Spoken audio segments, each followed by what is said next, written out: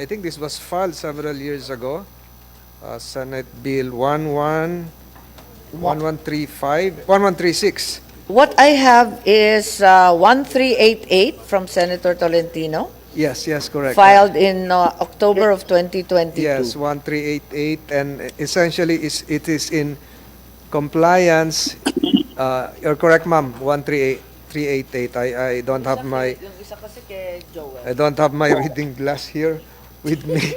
But essentially, Madam Chair, it would entail the duty to render assistance to vessels involved in accidents, in distress, and the duties of the masters of the ship, etc., considering that we are an archipelagic nation, and we're on the verge of passing the Archipelagic Sea Lanes Act, and perhaps the members of this committee are aware of previous incidents, specifically the one that transpired few months ago somewhere within the vicinity of Zambales and Pangasinan, wherein a big vessel coming from South Korea hit a small Filipino vessel that resulted into the death of four Filipino fishermen from Subic, Zambales.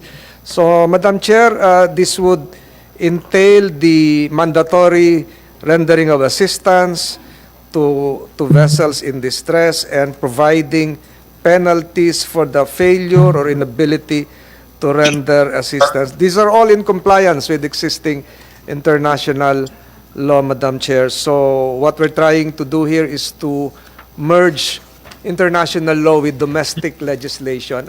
And I see this as a gap.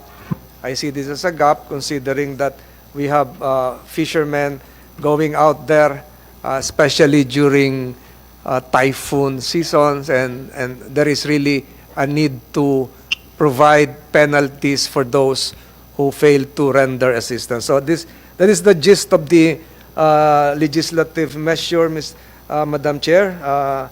The Act providing rules for the duty to render assistance at sea in accordance with relevant international conventions to which the Philippines is a state party. So we just domesticated this international conventions, Madam Chair. So I hope this measure would pass muster soon, because we really need to have this law in place. Thank you, Madam Chair.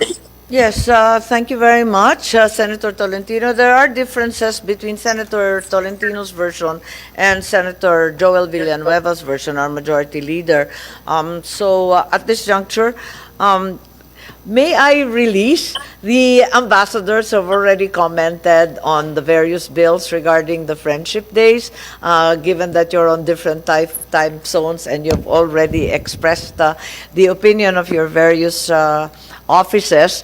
Pwede na po kayo umalis. In the meantime, andito na tayo. At yung Marina is now present. Attorney Daniel Martin Oral. Asa na po kayo? Marina claims, oh, there we are. Where is Attorney Oral? Senator, he's in another meeting po. Oh, so he's not here. I'm misinformed, therefore. So you are Attorney Espino, is that correct? Yes, Senator. All right, and the DND is virtually represented by Engineer Angelito Estrada and Neria Bayad. I don't see them on the screen. Now, Committee Secretary, can we sort that out, please? Saan po yung DND? Can you put the video on?